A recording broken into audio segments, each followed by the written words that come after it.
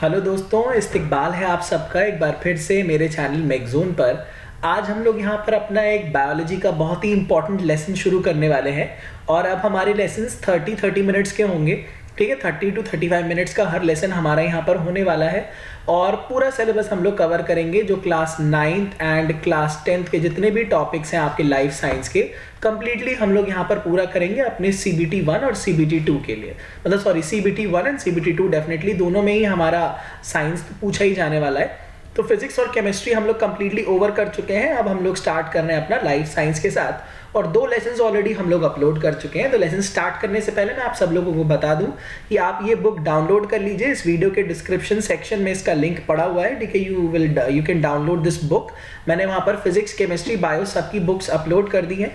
ठीक है, आप लोग डाउनलोड कर लीजिएगा। ये ICSE बोर्ड की बुक्स हैं।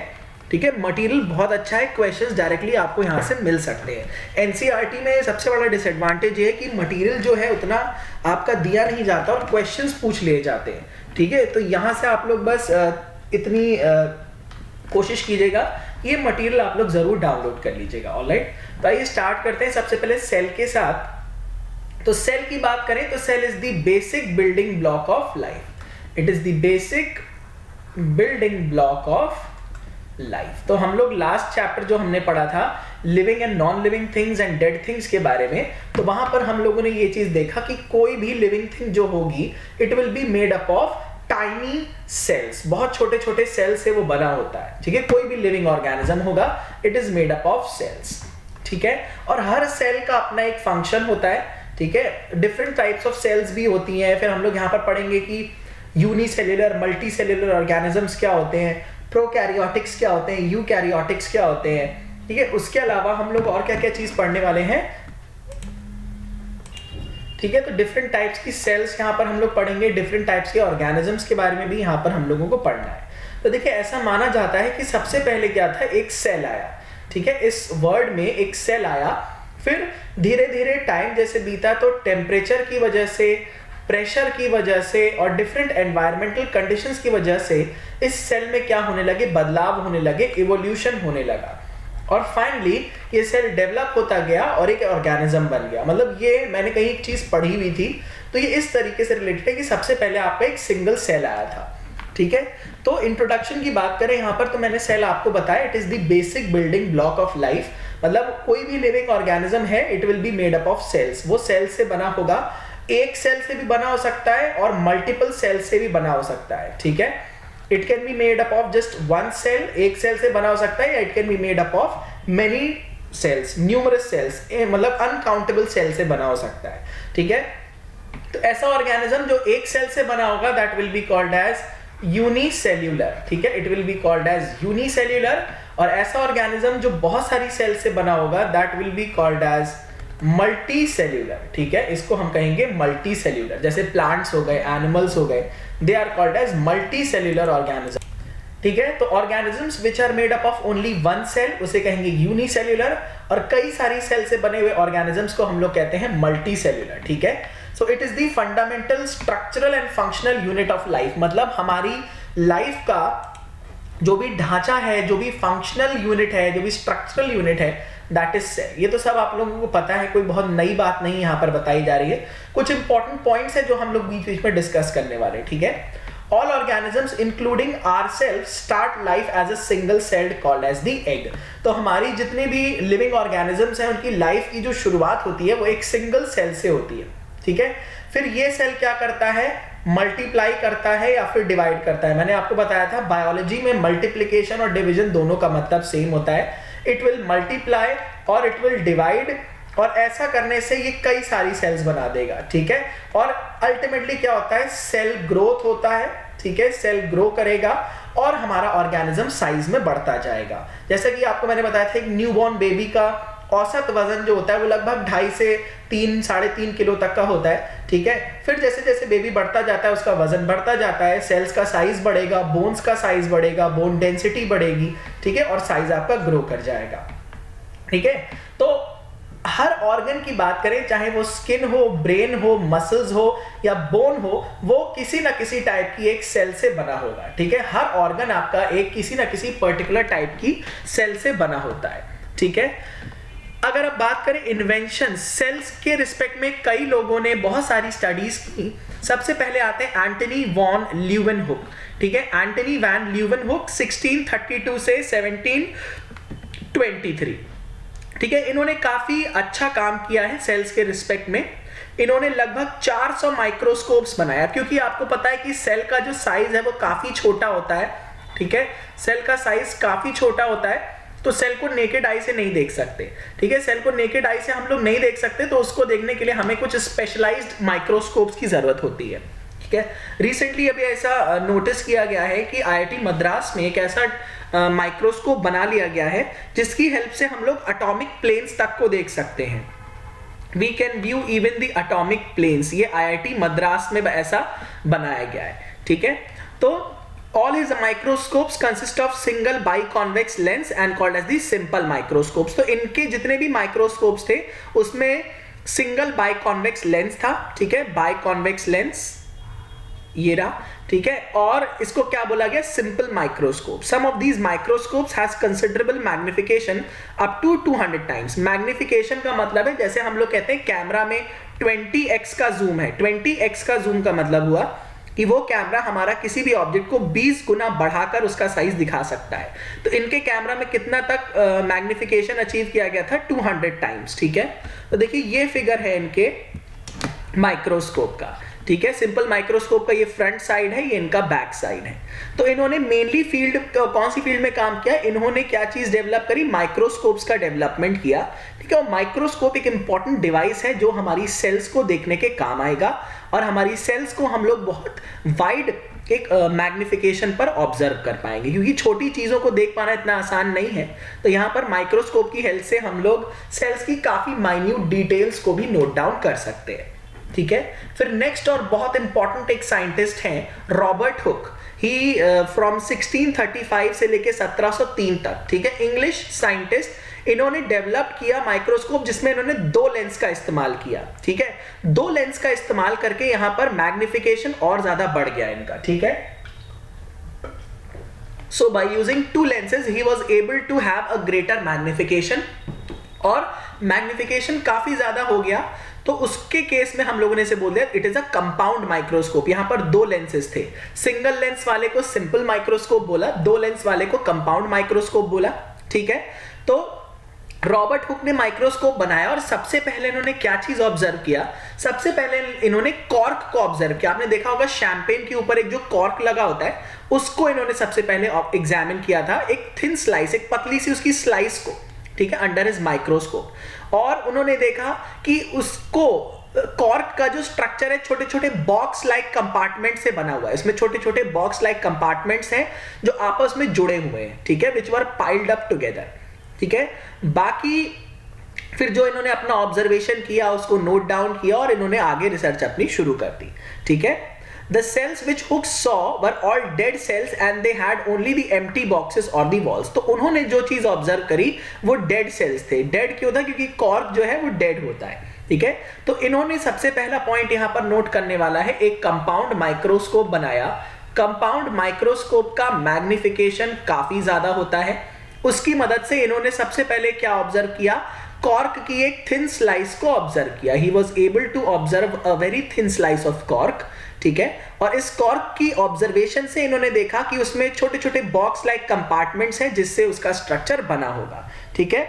और इसको किससे कंपेयर किया गया, इसको एक ऐसे जगह से कंपेयर किया गया, this reminded him of the rooms और cells of monks in a monastery, and so he said that cork was made up of cells. तो इन्होंने कहा मोनेस्ट्री का मतलब होता है जैसे मंक्स, तो वो होते हैं जैसे साधु टाइप के कह सकते हैं, एक भाषा में we can call them sadhus, ठीक है।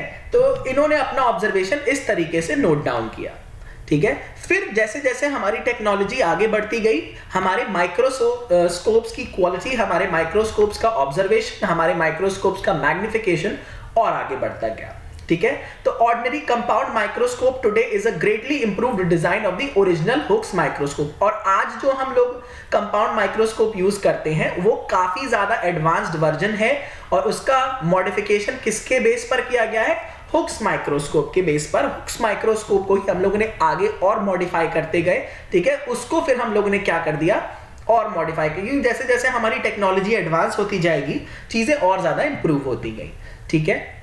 फिर यहां पर देखिए, फिर इसके आगे और हम लोगों ने क्या एक डिवाइस डेवलप करा, इलेक्ट्रॉन माइक्रोस्कोप। तो इलेक्ट्रॉन माइक्रोस्कोप का डायग्राम ये बना हुआ है, देख लीजिए।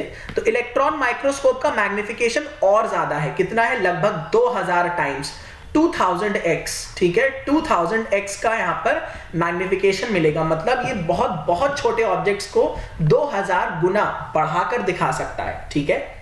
The ordinary compound microscope uses light which is bent by glass lens to magnify the objects, लेकिन इलेक्ट्रॉन माइक्रोस्कोप में एक बीम ऑफ इलेक्ट्रॉन को यूज करते हैं which is bent by magnets। ये बहुत इंपॉर्टेंट डिफरेंस है, ठीक है। कंपाउंड माइक्रोस्कोप में लाइट को इस्तेमाल करेंगे जो कि हमारे लेंस से बेंड कराई जाएगी, लेकिन हमारा इलेक्ट्रॉन माइक्रोस्कोप से इलेक्ट्रॉन की बीम्स को यूज करेंगे जो कि मैग्नेट की मदद से हम लोग बेंड करा लेंगे, ठीक है। तो यहां पर अभी तक हम लोगों ने क्या क्या चीजें इंपॉर्टेंट नोट करी। सबसे पहले एंटन वॉन ल्यूवेनहुक के बारे में देखा, उन्होंने एक सिंपल माइक्रोस्कोप बनाया। फिर सिंपल माइक्रोस्कोप से आगे बढ़े तो रॉबर्ट हुक ने बनाया कंपाउंड माइक्रोस्कोप। कंपाउंड माइक्रोस्कोप में 2 लेंसेज थे, दोनों लेंसेज की मदद से काफी एक हायर मैग्निफिकेशन हमें अचीव हुआ। फिर हमने क्या देखा कि इन्होंने, रॉबर्ट ने सबसे पहले एक डेड कॉर्क की डेड सेल्स को ऑब्जर्व किया अपने माइक्रोस्कोप के अंडर में, और उन्होंने देखा कि इस स्ट्रक्चर में ज्यादातर एम्प्टी बॉक्स लाइक स्ट्रक्चर्स हैं, ठीक है। फिर जैसे जैसे हमारी टेक्नोलॉजी आगे बढ़ती गई, हमारा कंपाउंड माइक्रोस्कोप भी और आगे बढ़ा, और फाइनली हमने एक और बढ़िया माइक्रोस्कोप डेवलप कर लिया, दैट इज इलेक्ट्रॉन माइक्रोस्कोप। तो कंपाउंड माइक्रोस्कोप में हमारी जो रे ऑफ लाइट है उसको बेंड कराया जाता है लेंस की मदद से, ठीक है, वहां पर रे ऑफ लाइट यूज करेंगे। लेकिन हमारे इलेक्ट्रॉन माइक्रोस्कोप में मेनली हम लोग यूज करेंगे अपनी इलेक्ट्रॉन बीम्स को, जिसको मैग्नेट्स की मदद से हम लोग बेंड करा देंगे, ठीक है। ये हो गया। अब स्टार्ट करते हैं सेल थ्योरी के साथ। तो सेल थ्योरी, मैथियस शेल्डन एक जर्मन बॉटनिस्ट थे। बॉटनी मतलब he was mainly studying about animals, ठीक है, सॉरी, स्टडिंग अबाउट प्लांट्स। तो botany is the study of plants, ठीक है। तो इन्होंने क्या किया, लार्ज नंबर ऑफ सेल्स पे अपना ऑब्जर्वेशन किया, कई सारी सेल्स को इन्होंने स्टडी किया प्लांट्स की, और फिर इन्होंने अपना ऑब्जर्वेशन दिया, और इन्होंने बताया कि each of the cells performed various life processes, ठीक है। हर अपना सेल जो है वो एक लाइफ को सस्टेन करने के लिए एक अपना प्रोसेस कैरी आउट करता है। फिर एक आए साइंटिस्ट थियोडर शोवान, ठीक है, थियोडर शोवान, अ जर्मन जूलॉजिस्ट। अब इन्होंने कौन से थे, ये जूलॉजी पर काम करते थे, लाइक मतलब ये एनिमल्स की स्टडी करते थे।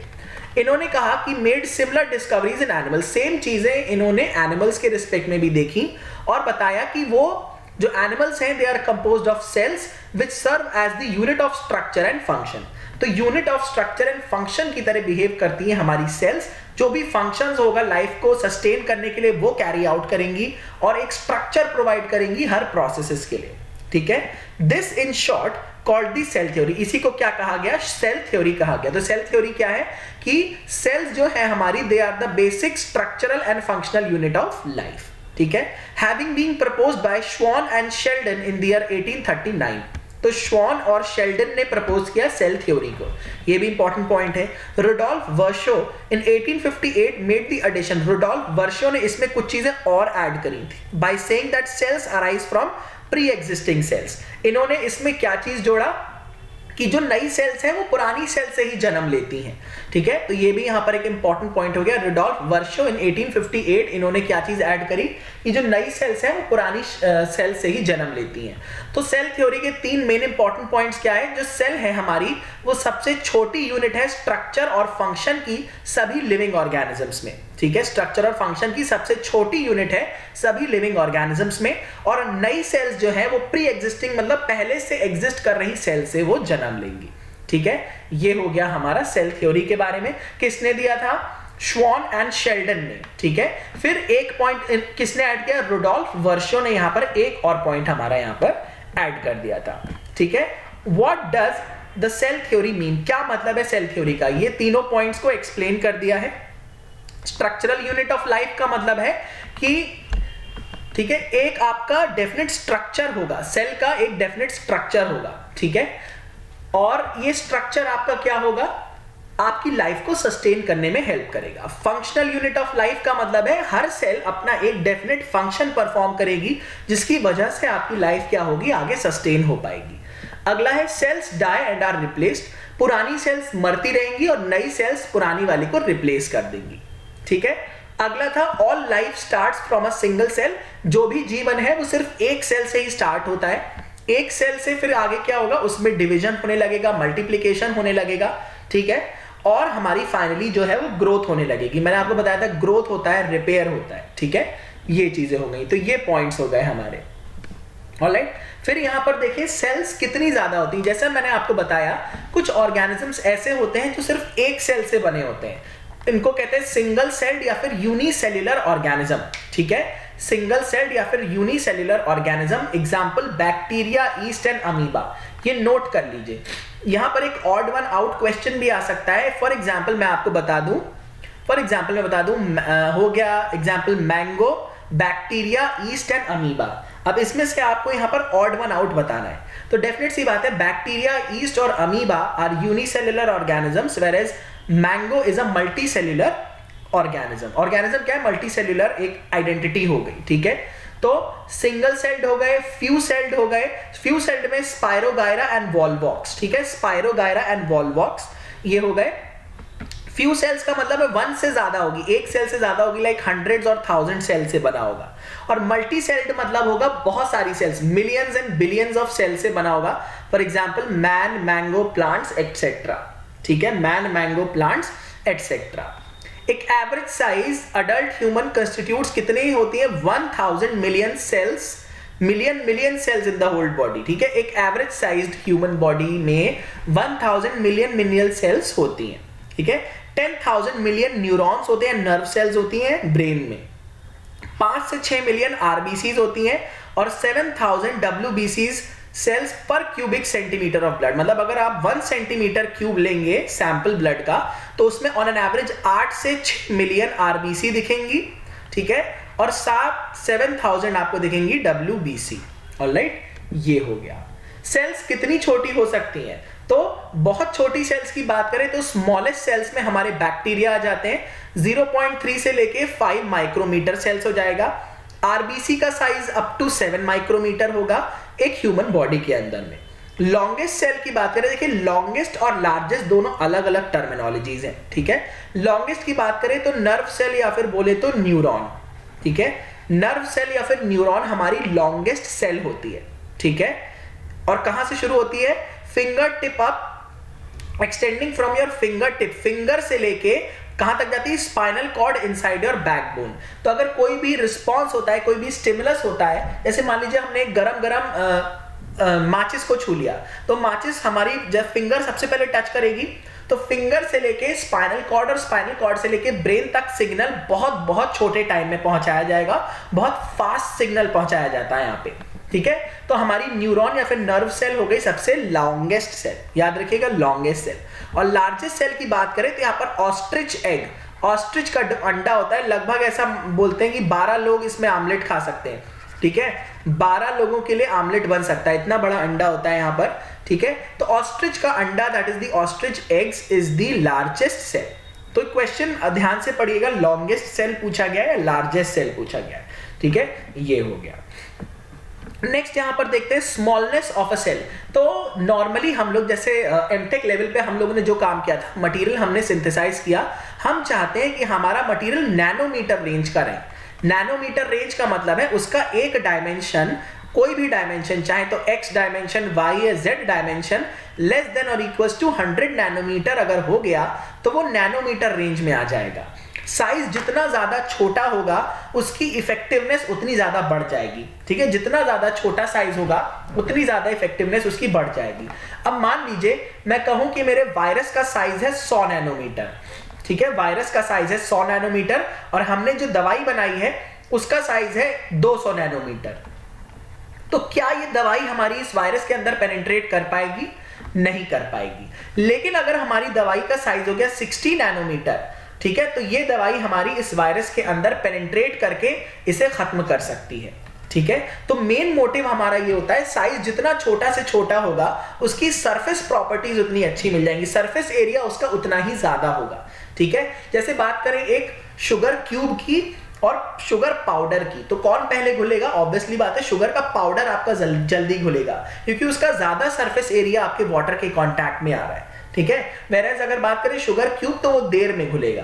क्यों? क्योंकि उसका सरफेस एरिया जो है वो कम है, जो एक्सपोज्ड होगा वाटर में। तो साइज जितना छोटा होगा उतना ज्यादा आपकी सेल्स क्या होंगी? रैपिडली काम करेंगी, ठीक है, उतना ही रैपिड उनका फंक्शन होगा, ठीक है। Cells have large surface area upon volume ratio. तो सरफेस एरिया देखिए, surface area upon volume, surface area तो बहुत ज्यादा होता है, वॉल्यूम बहुत कम होती है, इसीलिए सरफेस एरिया अपॉन वॉल्यूम का रेशियो क्या हो जाता है? काफी ज्यादा हो जाता है, ठीक है। तो इससे क्या होता है? डिफ्यूजन बहुत तेज हो जाएगा। डिफ्यूजन क्या होता है? मूवमेंट ऑफ सब्सटेंसेस, जब सब्सटेंसेस आपके एक रीजन से दूसरे रीजन में मूव करेंगे, या बात करें हायर कंसंट्रेशन जोन से लोअर कंसंट्रेशन जोन में, वो डिफ्यूज कर जाते हैं। जैसे हम बात करें, हमारे पास एक बीकर है, ठीक है, इस बीकर में पानी भरा हुआ है और यहां पर हम लोगों ने पोटेशियम परमैंगनेट का एक क्रिस्टल डाल दिया। ये हमारा KMnO4 का क्रिस्टल है, ठीक है। इस क्रिस्टल को हमने पानी में डाल दिया और फिर धीरे धीरे क्या हुआ कि कुछ देर बाद हम देखेंगे पोटेशियम परमैंगनेट का पर्पल रंग जो है वो पूरे पानी में डिफ्यूज कर जा रहा है, पूरे पानी में आपको दिख जाएगा। तो इस प्रोसेस को कहते हैं डिफ्यूजन, क्योंकि यहां पर आपका कंसंट्रेशन काफी ज्यादा था, यहां पर आपका कंसंट्रेशन कम था। तो जहां पर कंसंट्रेशन ज्यादा है सब्सटेंसेस, वहां से मूव करेंगे कंसंट्रेशन कम की ओर, ठीक है। इस प्रोसेस को कहेंगे डिफ्यूजन। और यही डिफ्यूजन अगर एक सेमी परमिएबल मेम्ब्रेन के थ्रू होता है, उसको कह देते हैं ऑस्मोसिस, उसको कह देते हैं ऑस्मोसिस, ठीक है। तो सेल्स का साइज सबसे छोटा होना चाहिए, तभी उनका यूज जो होगा बहुत इफेक्टिव यूज होगा और बहुत अच्छी तरह वो रैपिडली फंक्शन भी करेंगी, ठीक है। ये हो गया। अब ये सारी चीजें आपको पढ़नी नहीं है, ठीक है, ये सारी चीजें पढ़नी नहीं है, ये इंपॉर्टेंट चीज है। The larger surface area relative to volume of the cell ensures greater diffusion of, किस चीज का डिफ्यूजन तेजी से होगा? न्यूट्रिएंट्स का डिफ्यूजन। सेल से इन एंड आउट जाएंगे हमारे मटेरियल्स, कुछ सेल्स के अंदर आएंगे, कुछ सेल से बाहर आएंगे, ठीक है। और वो कब हो पाएगा? जब हमारे सेल का वॉल्यूम बहुत कम हो और सरफेस एरिया बहुत ज्यादा हो। तो ये रैपिडली अंदर बाहर न्यूट्रिएंट्स का आदान प्रदान होगा। Metabolic waste from the interior to the outside, तो जो वेस्ट मटेरियल है वो हमारी सेल से निकल कर जाएगा बाहर और न्यूट्रिएंट्स आएंगे सेल के अंदर, ठीक है। जैसे ऑक्सीजन की बात करें तो ऑक्सीजन सेल के अंदर जाएगा, कार्बन डाइऑक्साइड सेल से बाहर आएगा, ठीक है। Any damage to the cell can be easily repaired. अब छोटी सी अगर सेल होगी तो ऑब्वियस सी बात है, छोटी सी बिल्डिंग को बनाना ज्यादा आसान है और बड़ी बिल्डिंग को बना पाना थोड़ा सा मुश्किल है, टाइम टेकिंग है, ठीक है। तो छोटा साइज सेल का ये इंश्योर करेगा कि न्यूट्रिएंट्स का जो आदान प्रदान है वो बहुत तेजी से हो, वेस्ट को बहुत तेजी से बाहर निकाला जाए, ऑक्सीजन तेजी से इनपुट ली जाए, कार्बन डाइऑक्साइड तेजी से बाहर निकाल दी जाए और सेल का रिपेयर भी बहुत तेजी से हो जाए, ठीक है। ये हो गया। Cell shapes to suit functional requirement, तो अलग अलग फंक्शनल रिक्वायरमेंट के करस्पॉन्डिंग हमारी सेल्स की जो शेप होगी वो अलग अलग होगी, ठीक है। जैसे बात करें ह्यूमन आरबीसी की, वो सर्कुलर होती हैं और बाइकॉनकेव होती हैं, ठीक है। वो सर्कुलर और बाइकॉनकेव क्यों होंगी? क्योंकि उन्हें नैरो कैपिलरीज से पास होना पड़ता है, ठीक है। नैरो कैपिलरी से पास होना पड़ेगा और ऑक्सीजन का ट्रांसपोर्टेशन करना पड़ता है, इसीलिए हर शेप की, हर सेल की अपनी शेप क्या होती है? एक पर्टिकुलर शेप इसलिए होती है ताकि वो जो भी फंक्शन करे वो उस फंक्शन को बहुत इफेक्टिवली कैरी आउट करे, so that it can effectively carry out that particular function, ठीक है। White blood cells are amoeboid. Amoeboid का मतलब है जो अपनी शेप को चेंज कर सकती है, मोल्ड कर सकती है, ठीक है। मैंने आपको बताया था सूडोपोडिया की मतलब मूवमेंट होता है that can squeeze through capillaries. ये क्या कर सकती है? स्क्वीज कर सकती है, मतलब छोटी होकर वॉल्स से पास कर सकती है कैपिलरीज की, ठीक है। क्योंकि ये व्हाइट ब्लड सेल्स का मेनली काम क्या होता है? जब भी कोई इंफेक्शन हमारी बॉडी को इन्वेड करेगा या इंफेक्शन हमारी बॉडी में आएगा तो WBCs उसको क्या करेंगी? सबसे पहले अटैक करके फिनिश करने की कोशिश करती हैं, ठीक है। तो अक्सर ऐसा देखा गया है, मान लीजिए ये आपका इंफेक्शन है, ये आपकी वॉल है, ठीक है, और ये आपकी WBC, तो यहां पर ऐसे जाएगी, इसको एनगल्फ कर लेगी और इसको इन्फेक्शन को खत्म कर लेगी, ठीक है। इसको खत्म करने के लिए एंटीबॉडीज प्रोड्यूस की जाती हैं, ठीक है, एंटीबॉडीज प्रोड्यूस होगा। नर्व सेल्स की बात करें तो जैसा कि मैंने आपको बताया, फिंगर की टिप से लेके स्पाइनल कॉर्ड तक ये रन करती है, तो इसको काफी लंबा डिस्टेंस ट्रैवल करना होता है, ठीक है। तो इसीलिए इसकी सबसे लॉन्गेस्ट सेल है हमारी बॉडी की, ताकि हमारा जो सिग्नल्स है, ठीक है। सिग्नल्स किस फॉर्म में कन्वर्ट करे जाते हैं, ये इलेक्ट्रिकल फॉर्म में कन्वर्ट होते हैं। इलेक्ट्रिकल पल्सेस होती हैं जो ट्रैवल करेगा from the skin to the brain, ठीक है। तो impulse from the distant parts of the body to the brain, बहुत बॉडी के दूर पार्ट्स से भी ब्रेन तक सिग्नल बहुत तेजी से लाना है और बहुत लंबा रास्ता कवर करना है, इसीलिए हमारी नर्व सेल्स की शेप सबसे लंबी होती है, they are the longest cell, ठीक है। Muscle cells are long and contractile to pull और स्क्वीज द पार्ट्स। कॉन्ट्रैक्टाइल मतलब वो कॉन्ट्रैक्ट कर सकती हैं, ठीक है। जैसे आपने आर्म्स की मसल देखा होगा, आप आर्म्स की मसल कॉन्ट्रैक्टाइल भी हो सकती है, रिलैक्सेशन भी करती हैं, ठीक है। Guard cells of stomatal pore in the leaves are bean shaped to open and close the pore. तो जो हमारी लीव्स में होती हैं गार्ड सेल्स, वो बीन, किडनी बीन्स की शेप की होती है ताकि वो ओपन हो सके और क्लोज हो सके, ठीक है। ये हो गया। तो सेल की जो शेप है वो इस बात पे डिपेंड करेगी कि उसको किस टाइप का यहां पर फंक्शन परफॉर्म करना है, ठीक है। तो अब हम लोग स्टार्ट करेंगे स्ट्रक्चर ऑफ सेल, कि सेल का क्या स्ट्रक्चर होता है, ठीक है। तो मेनली हम लोगों को दो सेल्स के बारे में यहां पर पढ़ना है, एक प्लांट सेल पढ़ेंगे, एक एनिमल सेल के बारे में पढ़ेंगे, ठीक है। We will be mainly studying about plant cells and animal sales.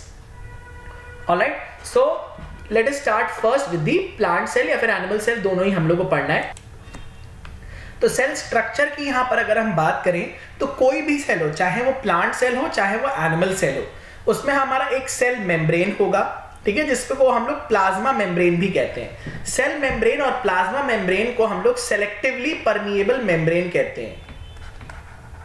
Selectively permeable membrane. Selectively permeable membrane का मतलब है हर सब्सटेंसेस को ये अपने थ्रू पास नहीं होने देगा, कुछ सब्सटेंसेस को ही अंदर आने देगा और कुछ सब्सटेंसेस को ही बाहर जाने देगा। फिर होता है हमारा साइटोप्लाज्म और फिर होता है हमारा न्यूक्लियस। मतलब ये तीन बेसिक स्ट्रक्चर्स तो आपको हर सेल में देखने को मिलेंगे ही मिलेंगे, ठीक है। बाकी कुछ स्ट्रक्चर्स ऐसे हैं जो प्लांट सेल में हो सकते हैं, एनिमल सेल में नहीं होंगे, या एनिमल सेल में हो सकते हैं, प्लांट सेल में नहीं होंगे, ठीक है। ये चीजें हैं। तो जो भी आप माइक्रोस्कोप में अगर हमारी सेल को ऑब्जर्व करेंगे, ठीक है, तो सेल के अंदर जो भी छोटे छोटे स्ट्रक्चर्स हैं, ये हो गया, रसगुल्ला, बर्फी, जो भी आप लोग को यहां दिख रहा होता है, ये सब के सब क्या होता है, इन्हें कहते हैं हम सेल ऑर्गेनल्स, ठीक है। इन्हें क्या कहते हैं, सेल ऑर्गेनल्स, लिटिल ऑर्गन्स। तो सेल के अंदर जो भी छोटे छोटे ऑर्गन्स आपको दिखेंगे, they are called as cell organelles, ठीक है। तो माइक्रोस्कोप से देखने पर आपको सेल में कई सारे छोटे छोटी चीजें दिखती है, ठीक है। तो हर ऑर्गन के बारे में हम लोग डिस्कस करेंगे, हर ऑर्गन का फंक्शन डिस्कस करेंगे, हर सेल ऑर्गेनल का क्या फंक्शन होता है, उसके होने से क्या होगा सेल में, ठीक है। प्लांट सेल में, एनिमल सेल में डिफरेंट टाइप्स के सेल ऑर्गेनल्स का यहां पर हम लोग डिस्कशन करने वाले हैं, ठीक है। तो आइए देखिए, तीन तो बेसिक पार्ट हो गए, सेल मेम्ब्रेन हो गया, फिर साइटोप्लाज्म हो गया, फिर आपका न्यूक्लियस हो गया, ठीक है। ये हो गया। देखिए यहां पर आपको डायग्राम दिया हुआ है, ये एनिमल सेल है, ये आपकी प्लांट सेल है। तो एनिमल सेल एक्चुअली यहां पर ओवल दिखाया गया, हो सकता है सर्कुलर भी हो सकती है, कोई बहुत डेफिनेट शेप नहीं होता यहां पर, ठीक है। एनिमल सेल्स जो होती है 100% एकदम ओवल शेप नहीं होगा, हो सकता है थोड़ा सर्कुलर भी हो जाए, ठीक है। तो most parts of the cell have definite shape, a definite structure and a definite function। तो सेल का ऑलमोस्ट क्या होता है, डेफिनेट शेप होता है। प्लांट्स में तो डेफिनेट होता ही होता है, एनिमल में मैंने जैसा कि अब होता है ऐसा डायग्राम हो, जरूरी नहीं है ऐसा ही एक आपको दिखे सेल, ठीक है। और हर पार्ट का अपना एक डेफिनेट स्ट्रक्चर होगा, एक डेफिनेट फंक्शन होने वाला है, ठीक है। और इन पार्ट्स को क्या बोलते हैं, ऑर्गेनल्स बोलते हैं और स्मॉल ऑर्गन्स बोलते हैं, ठीक है। ये हो गए हमारे। तो यहां पर हमारे लिस्ट ऑफ ऑर्गेनल्स दिया हुआ है, क्या क्या चीजें होती हैं हमारे सेल में, पार्ट्स ऑफ सेल में। देखिए सेल मेम्ब्रेन हो गया, ठीक है। सेल मेम्ब्रेन होता है किसमें, हमारे दोनों में, एनिमल सेल और प्लांट सेल में। सेल वॉल की बात करें तो सेल वॉल सिर्फ और सिर्फ होगा प्लांट सेल में, ये आपका नॉन लिविंग पार्ट होगा, ठीक है, ये आपका नॉन लिविंग पार्ट होगा। सेल वॉल मेनली होता है एक रिजिडिटी प्रोवाइड करने के लिए, आपके स्ट्रक्चर को एक रिजिड बनाने के लिए, ठीक है।